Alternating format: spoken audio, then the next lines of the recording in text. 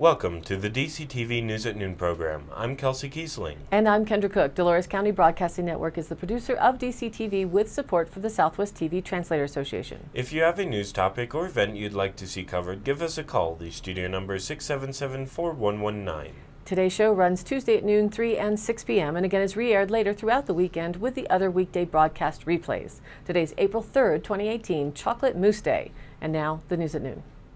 Reported by the Cortez Journal with a photo by Jim Mimiaga with the Journal. A fire broke out in a room of the Days Inn at the corner of U.S. Highway 160 and Colorado 145 in Cortez about 1:30 p.m. Monday.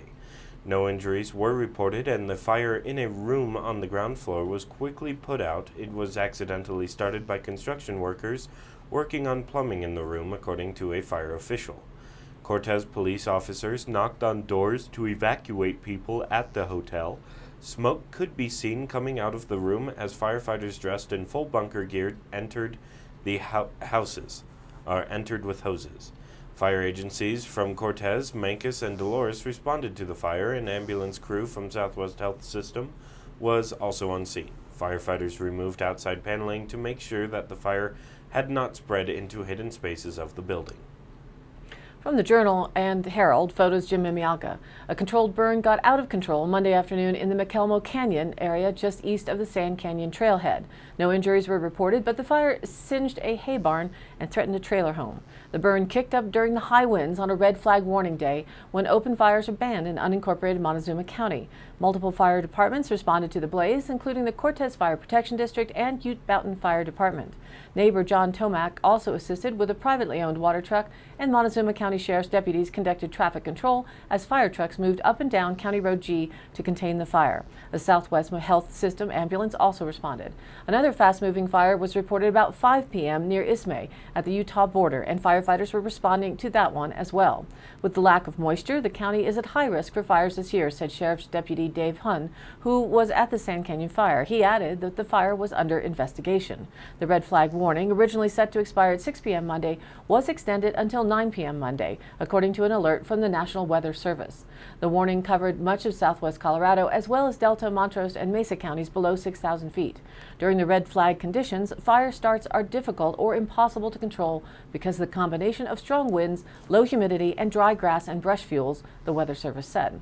By Montezuma County ordinance, controlled burns are banned during a red flag day. During a suspension of the fire ban, residents in unincorporated Montezuma County are directed to call a dispatcher at 970-565-8441 the day of the proposed burn and before it is started. A violation of the ordinance may be punished by a fine of up to $1,000. In La Plata County, 2 fires that burned out of control Monday were contained by firefighters, one 3 miles east of Elmore's Corner and one near County Road 302 off U.S. Highway 550. A controlled agricultural burn was reported out of control at about 12:40 p.m. 3 miles east of Elmore's Corner along County Road 225A between Highway 160 and County Road 510, according to Scott Davis with the Durango Fire Protection District. The fire grew to 5 acres, 4 engines, a tanker, 3 crews from DFPD, a wildland fire engine and crew. The battalion chief and his truck worked to control the fire, and it was reported to be under control about 2 p.m. Another fire, which started in clusters of pinyon and juniper trees and burned 1 acre, was reported at 1:45 p.m. in the 1100 block of County Road 302 off U.S. Highway 550 south of Durango. 1 brush fire truck, 2 tankers, 1 engine, 2 command vehicles, 10 fire responders, and an investigator were called to the location. And DFPD announced at 3:40 p.m. that fire was under control. The cause is unknown and currently under investigation. And even without a red flag warning, it is better to be careful with such dry conditions prevalent at this time. According to the Cortez Journal, with photos by Ed Andrieski and Brennan Lindsley in the AP file. A highly automated multi-billion-dollar plant in Colorado that destroys U.S. chemical weapons is over budget, behind schedule, and bedeviled by troubles that could worsen the danger to workers. But when the Army said this month it wants to spend millions extra installing more traditional technology to help the beleaguered plant and reduce worker risk, public reaction was more resignation than anger.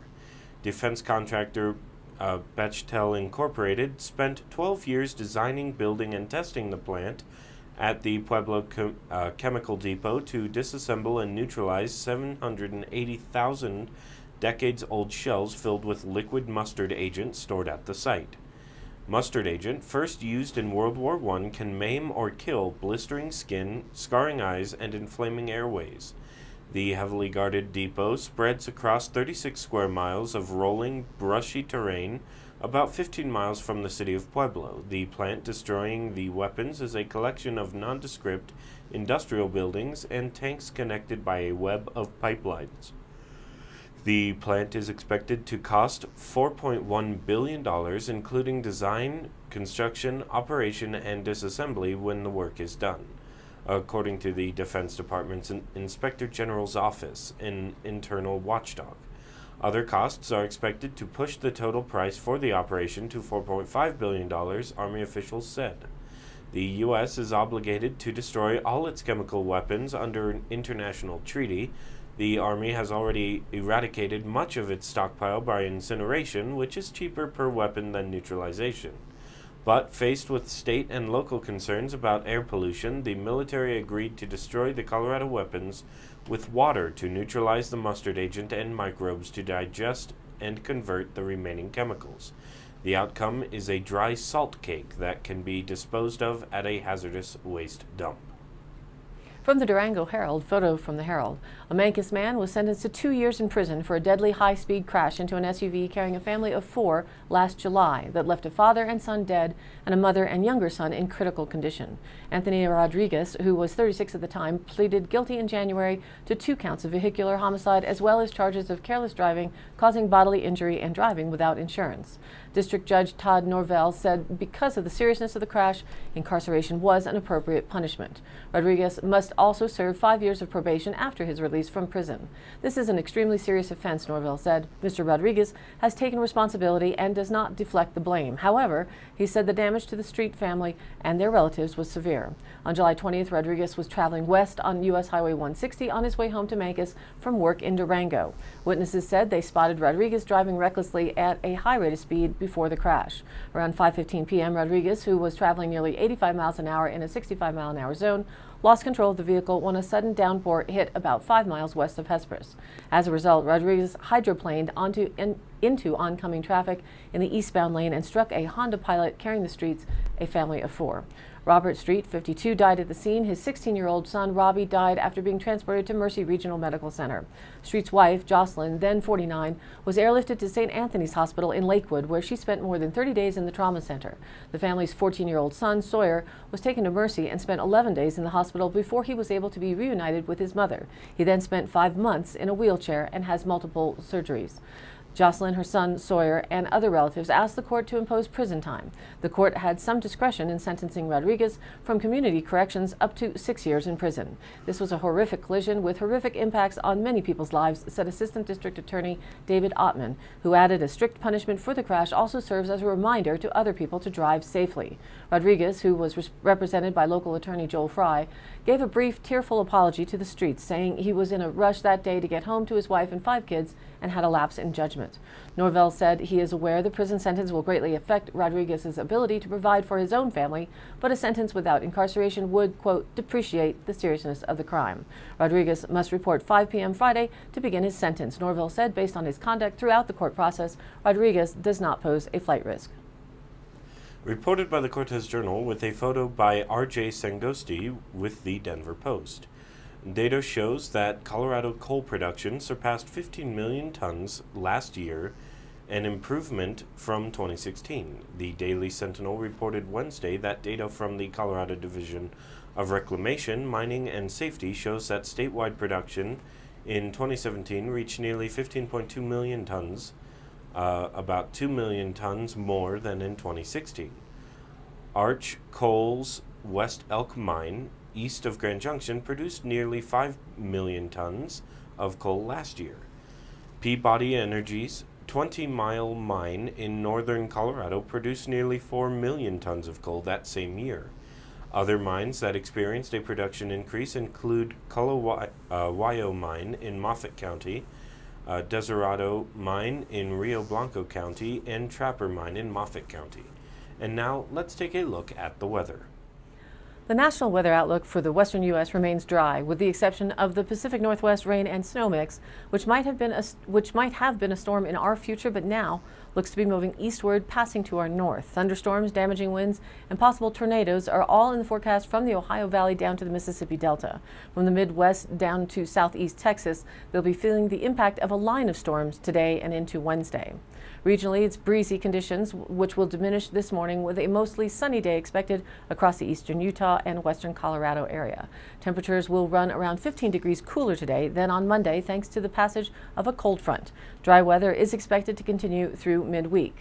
The DCTV 5-day outlook: today sunny with a high near 50 degrees. So we'll feel that cold air today after warming up on Monday, and the winds will be less. Northwest winds just 10 to 15 miles an hour. Tonight mostly clear with a low around 30 degrees. Northwest winds 5 to 10 miles an hour becoming southeast after midnight. Wednesday, look for increasing clouds with a high near 60 degrees. Southeast winds 5 to 10 miles an hour becoming west-southwest in the afternoon, and winds could gust as high as 20 miles an hour. Wednesday night, partly cloudy with a low around 36 degrees. West winds 5 to 10 miles an hour becoming east after midnight. Then Thursday, partly sunny with a high near 66 degrees. East-southeast winds 5 to 10 miles an hour becoming west-northwest in the afternoon. Thursday night, mostly cloudy with a low around 40. And then Friday night, we get a 20% chance of showers Friday day, we get a 20% chance of showers before noon, mostly cloudy with a high near 66. Friday night, a slight chance of showers after midnight, mostly cloudy with a low around 42. And again on Saturday, a chance of showers mainly afternoon, mostly cloudy with a high near 69 degrees. Saturday night, a chance of showers and thunderstorms, mostly cloudy with a low around 43 and breezy. So we'll see how breezy they mean as we get closer to the weekend. And Sunday right now is expected to be mostly sunny with a high near 59. Sunday night, partly cloudy with a low around 31. And now back to the news. According to the Cortez Journal, with a photo from the Journal, it turns out the first official rescue mission on Lake Nighthorse was for a 3-year-old pup named Otto, who went overboard when his owner's single-person sailboat capsized after winds picked up late Sunday. Durango resident and Otto's owner, John DeBink, set out with his canine companion around 12:30 p.m. to take advantage of the first day Lake Nighthorse was open for recreation. Around 3 p.m., DeBink said the wind started to pick up at the west side of the lake, so much so it overpowered his single-person sailboat, causing it to turn over and launch the two into the lake's 40-degree water. While DeBink was trying to turn the boat right side up, Otto, who was wearing a personal flotation device for dogs, started to swim toward the shore about 3/4 of a mile away. DeBink called Otto back just as police officers arrived in their patrol boat. Otto, a 3-year-old shepherd mix DeBink has had since Otto was a puppy, was taken safely aboard and later reunited with his owner after DeBink got the sailboat righted and back to shore. About 30 minutes later, however, officers assisted a 60-year-old man who was also in a single-person sailboat that capsized several times. Dunlap said officers noticed the man in the water having difficulty and went over to him.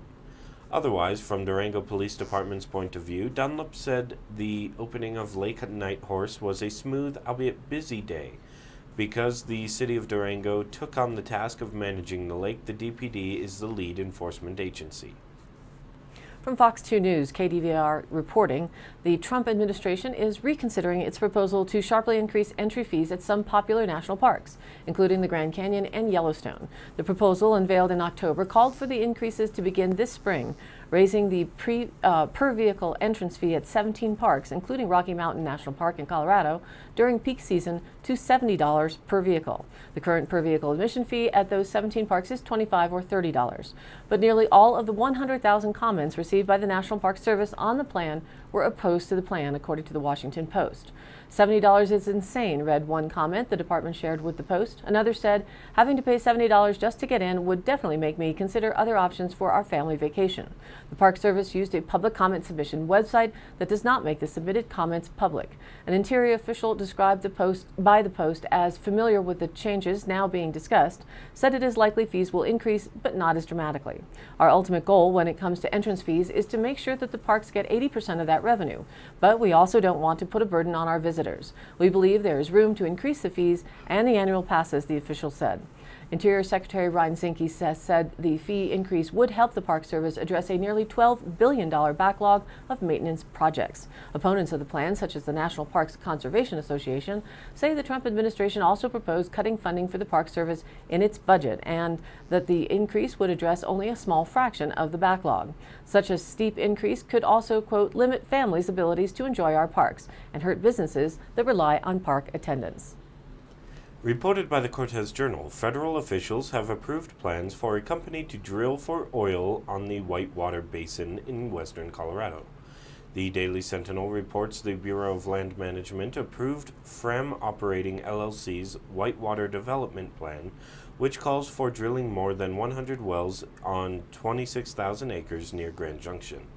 The Bureau's action on the plan has been delayed since 2013 when opponents raised concerns about the project, saying the plan did not adequately take into account the effects of hydraulic fracturing on water and air.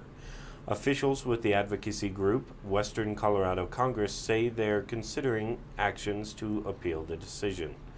Company officials didn't immediately respond to the newspaper's requests for comment.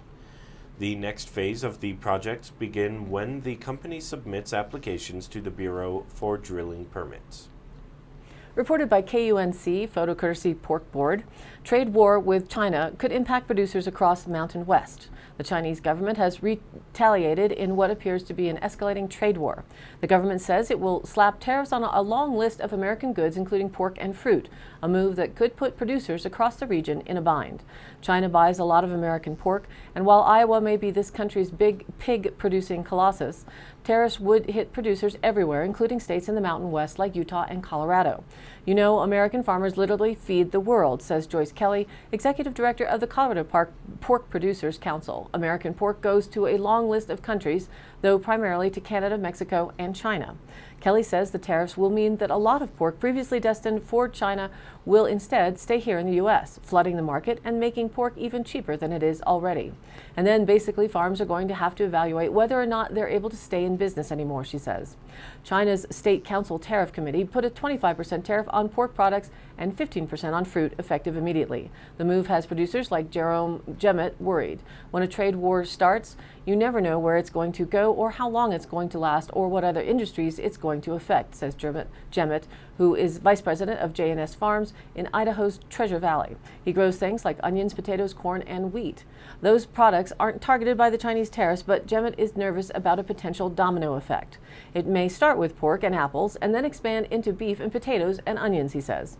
In the meantime, says Jemmett, tariffs could drive down the price of pork, which could drive down the price of the corn and wheat that feeds those pigs, which could in turn hurt farms like his. Jemmett voted for Trump, but he says certain moves by the administration, from its stance on immigrant labor to starting this trade war, are making his line of work potentially tougher than it was before.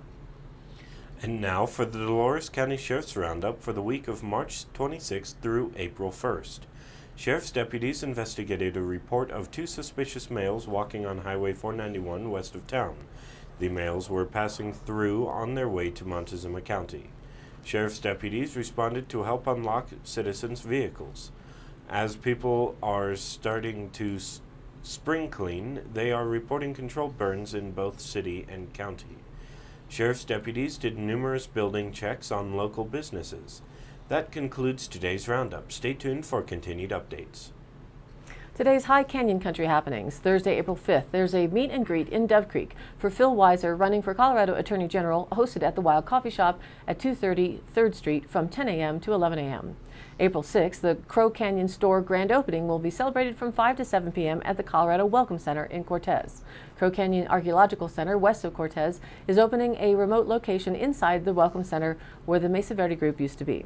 April 7th, MORP, M-O-R-P, is offering another grafting workshop, this time at the Old Fort at Hesperus, from 10 a.m. to 12 p.m. You'll learn the valuable skill of grafting and take home 4 heritage apple trees grafted by you at the grafting class. A minimum of 10 participants are required and a maximum of 20 allowed, so please pre-register early to assure your place in the workshop. The email is morp at montezumaorchard.org. The cost is $35 for current members or $45 otherwise, and you may become a member or renew your annual membership at the same time as paying for the class. All grafting supplies are provided by Morp. Apple cider is really taking off as a trend in this area, and you can home brew a batch any time of the year.